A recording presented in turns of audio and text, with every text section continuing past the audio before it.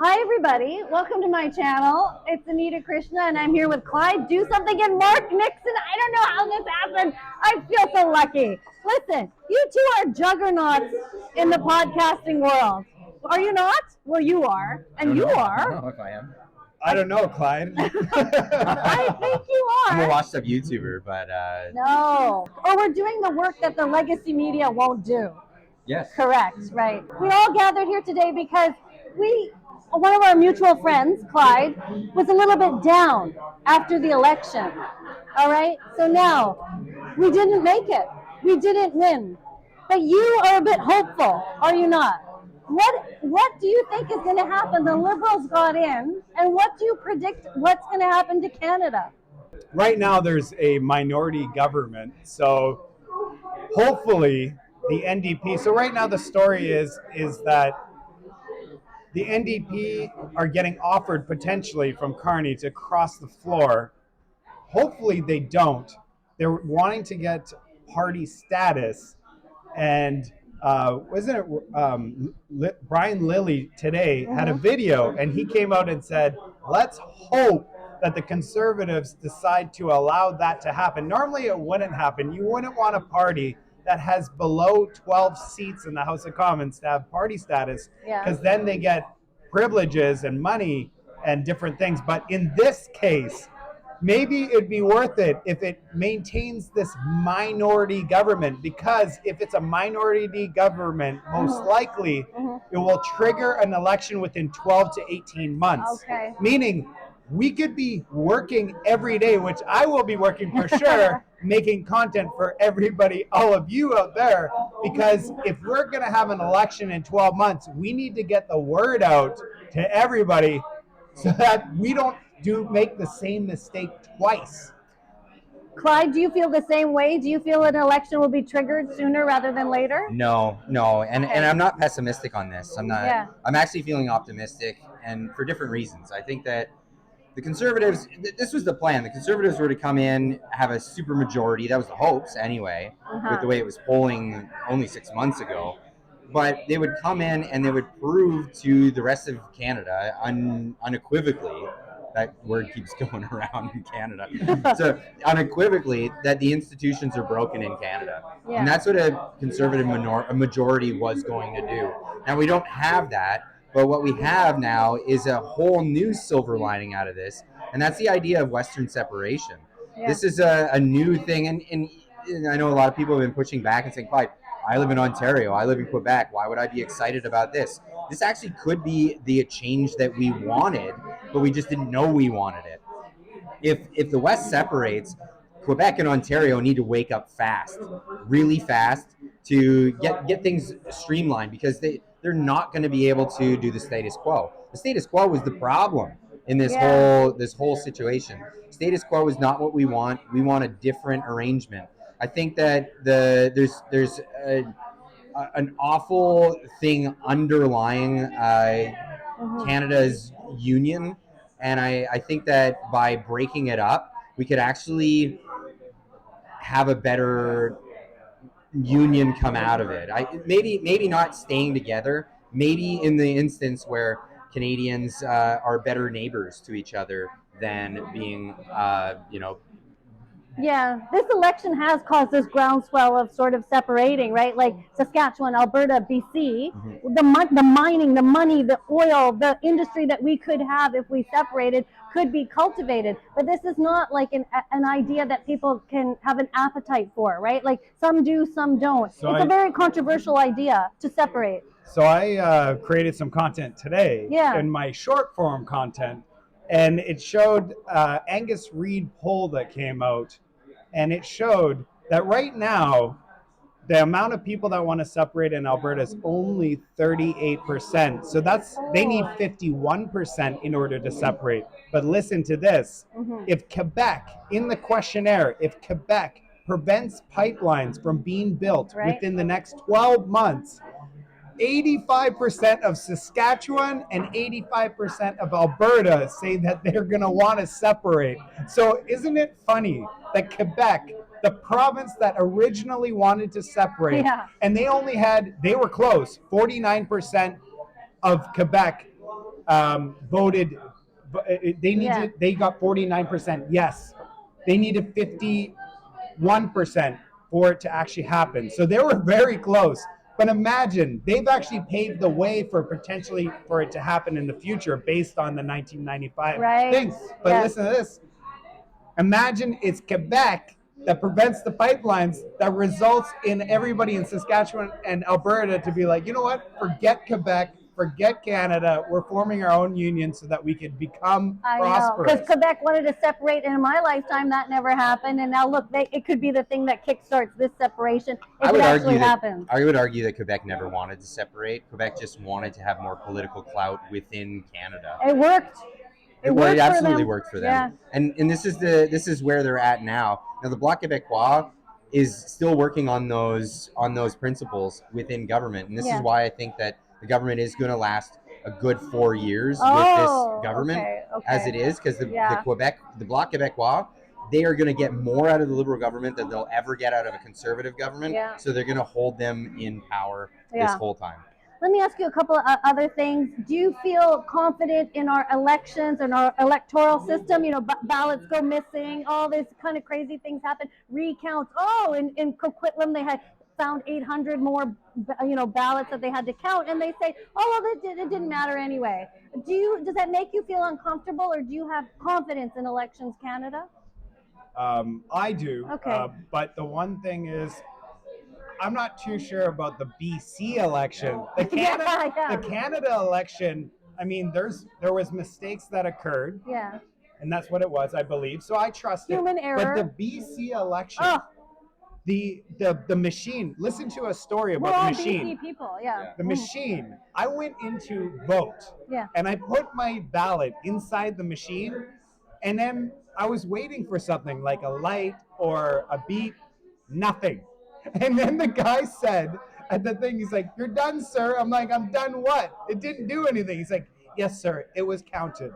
And so for me, hallelujah. And it was such a close election and then listen to this. Yeah. They went into these voting machines, and the reason that they did that is they said it will be more efficient, it will be faster, it will save money.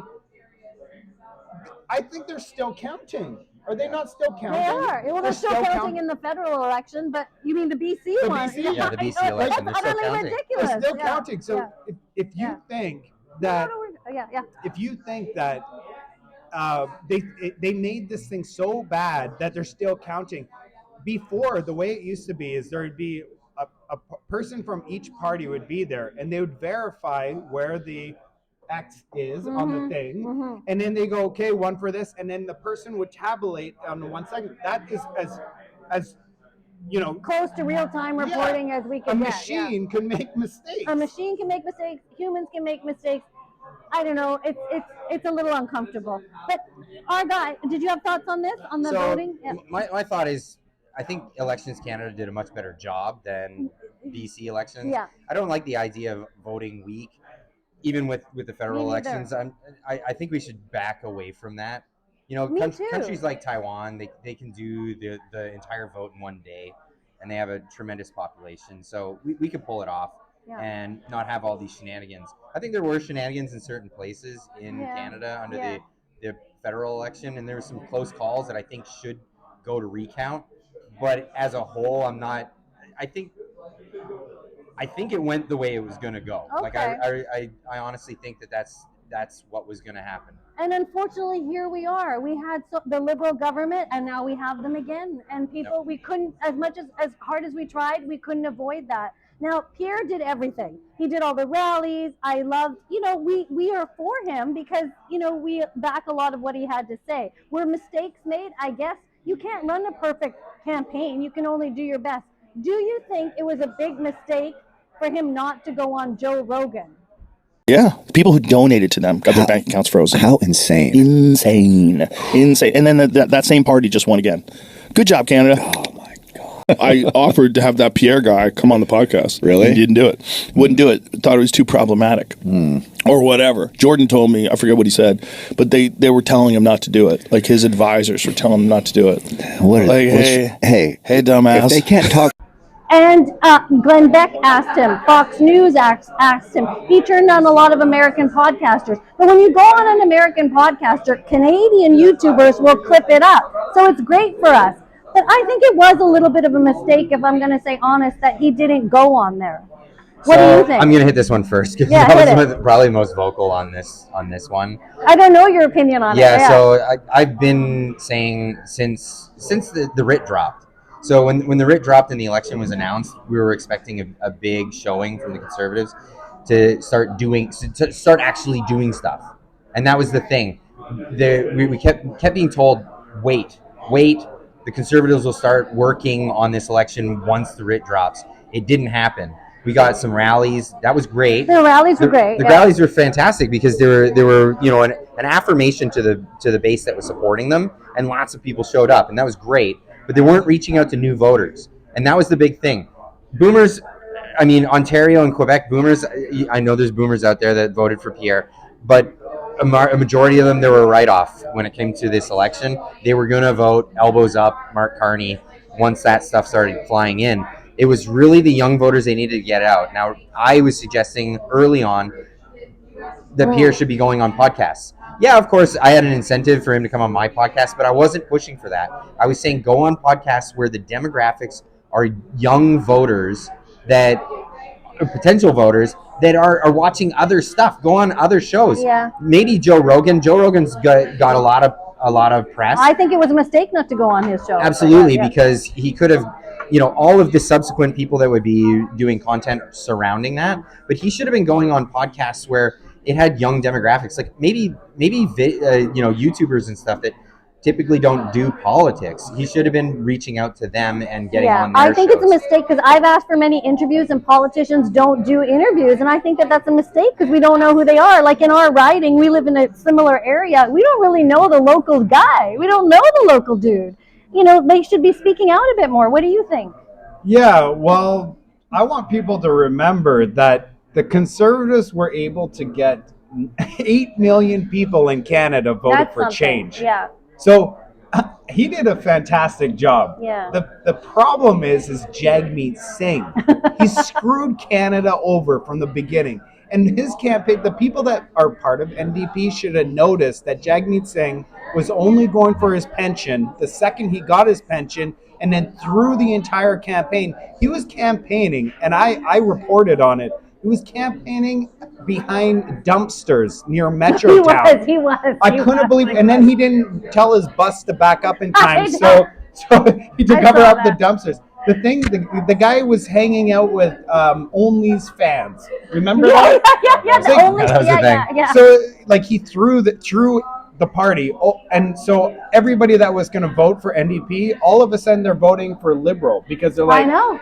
And also, let's talk about the Orange Man. The Orange Man had a huge influence. True. Yeah, that is so true. He literally, and guess what? We found out from National Post today that in the phone call that was between Donald Trump and Mark Carney a month ago, so right when he won the leadership race to become the prime minister, that's before the campaign. They had that phone call, remember? And then we found out 30 days later that in the phone call, because Mark Carney said, he respected Canada's sovereignty. He never talked about Canada's sovereignty. He respected me. He never called me governor. He respected our sovereignty. And then we find out 30 days later that he talked about the 51st state in the call. He's like, well, you didn't ask me. It's like, and then CBC actually said, oh yeah, we didn't ask him. It's our fault. No, he should. Sovereignty is the 51st state, Mark Carney. So then we find out today in the reports that it was actually, he also omitted 2 other things from the conversation. And the 2 other things are freaking massive. One thing that he didn't talk about is that he told Donald Trump that he was going to be bashing and attacking America and standing up for Canada for the entire campaign. It's all to be reelected. Wink, wink.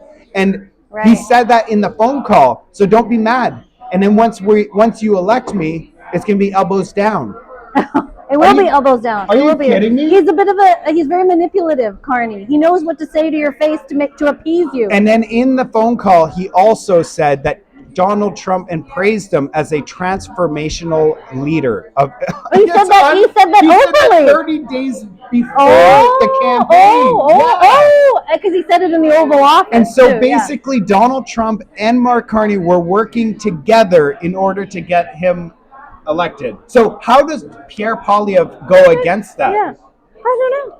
It's I know hard. it was a very hard campaign for Pierre to navigate. Are you, for final words, are you hopeful for what's this year going to be like? I'm worried with jobs numbers, right? Yeah, and so all that. I'm hopeful. I know that Canada is going to go through some pain. Going to go through some pain. Some We're not serious cultivating our economy. And it's going to go through a breakup. I honestly believe that. I think You that believe that, I think yeah. that some We're gonna snap. Some parts of Canada are gonna leave Canada, and I think it shouldn't be looked at as a bad thing. I honestly think that if Alberta separates and then subsequently Saskatchewan would probably follow with that. And BC, who BC, the hell knows? I don't know. I don't know. I'm Then kind of we mixed should go. feelings on that. I think BC We're so would be liberal. better off to go, but I think there's enough criminality and corruption in the government in BC that they want to stay part of the Ottawa apparatus. Hell yeah. So I don't see them actually leaving with the Western separation movement. But the silver lining in this is when the transfer payments stop, this will actually give an economic incentive for Ontario and Quebec and some of these other provinces to actually get back to work. They have resources, they have stuff available to them, and this will be the catalyst that will make that happen. The whole neighborhood of North America will do better off with that happening. So I see this as a silver lining, even though we might go through some hard times. Yeah, might go through some hard times. Guys, thank you so much. I know we were just chilling and relaxing, but we decided to hop on and talk a little bit and talk to you guys. Thank you guys so much for watching this. Marc Nixon, Clyde, do something. Thank you so much. Bye. Cheers. Okay.